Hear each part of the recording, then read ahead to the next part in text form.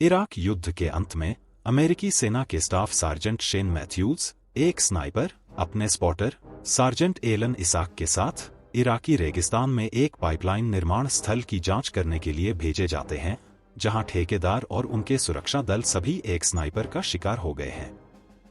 यह जोड़ी यह निर्धारित करने से पहले 22 घंटे तक धैर्यपूर्वक ओवरवॉच पर प्रतीक्षा करती है कि साइट खाली है। मैथ्यूज उस जगह की जांच करने के लिए आगे बढ़ता है, लेकिन उसे जुबा नामक प्रसिद्ध इराकी स्नाइपर द्वारा गोली मार दी जाती है। इसहाक मरते हुए मैथ्यूज को बचाने की कोशिश करता है, लेकिन वह भी दाहिने घुटने में घायल हो जाता है और इस प्रक्रिया में उसका रेडियो क्षतिग्रस्त हो जाता है और उसकी पानी की बोतल नष्ट हो जाती है। अकेले इसहाक एक अस्थिर दीवार के पीछे छिप जाता है और अपने घावों की देखभाल करता है। स्नाइपर के पास अमेरिकी चैनल में एक रेडियो है और वह इसका उपयोग किसी अन्य साइट पर एक उच्च रैंकिंग वाले सहयोगी सैनिक होने के बहाने इसहाक के साथ संवाद करने के लिए करता है। धोखे से स्नाइपर को इसहाक से अन्य उपयोगी जानकारी प्राप्त करने की अनुमति मिलती है। बातचीत में उनके विभिन्न एकतरफा प्रयासों के दौरान हम सीखते हैं कि स्नाइपर फिल्म में पहले उल्लेखित पौराणिक जुबा होने का दावा नहीं करता है, जो अमेरिकी सैनिकों पर अपने हमलों को फिल्माने के लिए कुख्यात विभिन्न इराकी विद्रोही स्नाइपर्स के लिए एक उपनाम है। मैथ्यूज होश में आता है और इसहाक का ध्यान आकर्षित करता है कि वह अभी भी जीवित है। मैथ्यूज धीरे धीरे धूल भरी हवा के बीच अपनी राइफल की ओर रेंगता है। इसहाक ने जुबा को छोटी छोटी बातों से विचलित कर दिया। मैथ्यूज का मानना है कि स्नाइपर पास के मलबे के ऊपर छिपा हुआ है और उस दिशा में गोली चलाता है। धूल भरी हवा जल्दी ही शांत हो जाती है। स्नाइपर मैथ्यूज को देखता है और गोली चलाता है, जिससे मैथ्यूज के बाएं कंधे में चोट लग जाती है, जबकि वह दीवार की ओर रेंगता है, लेकिन दूसरी गोली से उसकी मौत हो जाती है। मदद के लिए मुख्यालय को कॉल करने के इसहाक के प्रयास उसके रेडियो एंटीना के खो जाने के कारण बाधित हो जाते हैं।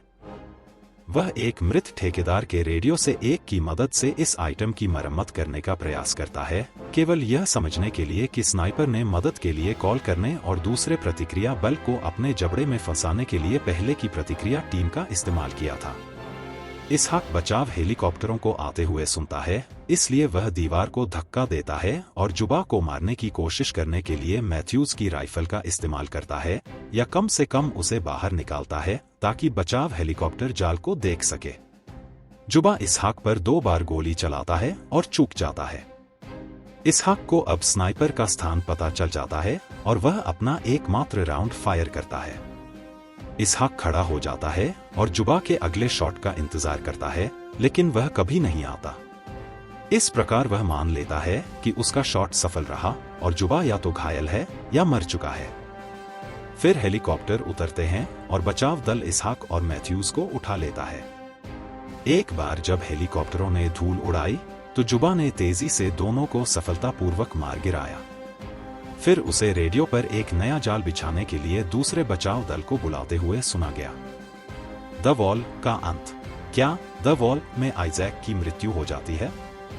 2017 की फिल्म द वॉल, जो अमेज़न प्राइम पर सब्सक्रिप्शन के साथ मुफ्त में स्ट्रीम करने के लिए उपलब्ध है, पिछले कुछ महीनों में सांस्कृतिक उत्साह में फिर से उभरी है। इसका श्रेय काफी हद तक टिकटॉक को जाता है, और विशेष रूप से एक टिकटॉक उपयोगकर्ता को, जिसने पिछले महीने 2 मिनट की क्लिप के माध्यम से फिल्म के आधे से अधिक हिस्से को व्यवस्थित रूप से अपलोड किया। वे क्लिप फॉर यू पेजों पर घूम रहे हैं और कुछ लोग अमेज़न पर पूरी 89 मिनट की फिल्म देखने के लिए उत्सुक हैं। डग लिमन द्वारा निर्देशित और ड्वेन वॉरेल द्वारा लिखित द वॉल में आरोन टेलर जॉनसन एक अमेरिकी सैनिक की भूमिका में है, जो दीवार के पीछे छिप जाता है, जबकि इराकी सैनिक उस पर गोली चलाता है और रेडियो पर उसका मजाक उड़ाता है। फिल्म को आलोचकों द्वारा मिश्रित समीक्षा मिली और यह बॉक्स ऑफिस पर बहुत बड़ी सफलता नहीं कमा पाई। लेकिन अब टिकटॉक की बदौलत द वॉल को स्ट्रीमिंग पर दूसरा जीवन मिल रहा है। अगर आपने फिल्म देखी है तो आप जानते होंगे कि द वॉल का अंत आश्चर्यजनक और उतना खुशनुमा नहीं है। चलिए इसके बारे में जानते हैं। द वॉल फिल्म का कथानक सारांश। द वॉल का आधार सरल है। इराक युद्ध के अंत में 2007 में इराक में 2 अमेरिकी सैनिक, sergeant Shane Mathews, John Cena और sergeant Alan Isaac, Aaron Taylor Johnson तैनात हैं। उन्हें एक निर्माण स्थल की जांच करने के लिए भेजा गया है, जहां एक इराकी स्नाइपर द्वारा अमेरिकी ठेकेदारों सैनिकों की हत्या कर दी गई थी।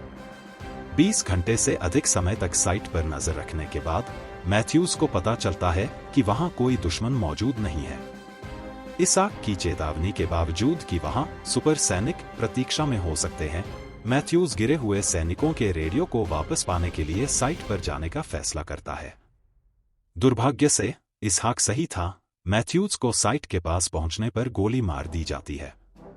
वह नीचे गिर जाता है और बुरी हालत में है। इसहाक उसकी मदद करने के लिए दौड़ता है और उसे भी गोली मार दी जाती है। गोलियां उसके रेडियो, उसकी पानी की कैंटीन और उसके पैर पर लगीं। वह एक ढहती दीवार के पीछे छिप जाता है और मदद के लिए अपने क्षतिग्रस्त रेडियो का उपयोग करने का प्रयास करता है। उसे जल्दी से पता चलता है कि अमेरिकी चैनल को उस इराकी सैनिक ने रोक दिया है जिसने उसे गोली मारी थी। जैसे जैसे इसहाक धीरे धीरे निर्जलीकरण से ग्रस्त होता जाता है, वह इराकी सैनिक से बात करता है जो उसके निजी जीवन में विचित्र रूप से दिलचस्पी लेता है। दीवार से जुबा कौन है? एक निश्चित बिंदु पर इसहाक को लगता है कि उससे बात करने वाला इराकी व्यक्ति जुबा है। यह एक वास्तविक दुनिया का पौराणिक इराकी स्नाइपर है जिसने इराक युद्ध के दौरान कथित तौर पर 700 से अधिक अमेरिकियों को मार डाला था। रॉयटर्स के एक लेख के अनुसार एक बेहद कुशल स्नाइपर का वीडियो साक्ष्य था जिसने सिर पर सटीक मारक शॉट का इस्तेमाल किया था। हालांकि जैसा कि फिल्म में इराकी सैनिक कहता है, युद्ध के दौरान कई लोगों ने छद्म नाम जुबा का दावा किया था। द वॉल का अंत समझाया गया। इसहाक ने रेडियो पर इराकी सैनिक को अमेरिकी सेना से संवाद करते हुए सुना जो खुद इसहाक होने का दावा कर रहा था। इसहाक को एहसास हुआ कि उसका इस्तेमाल किया गया है।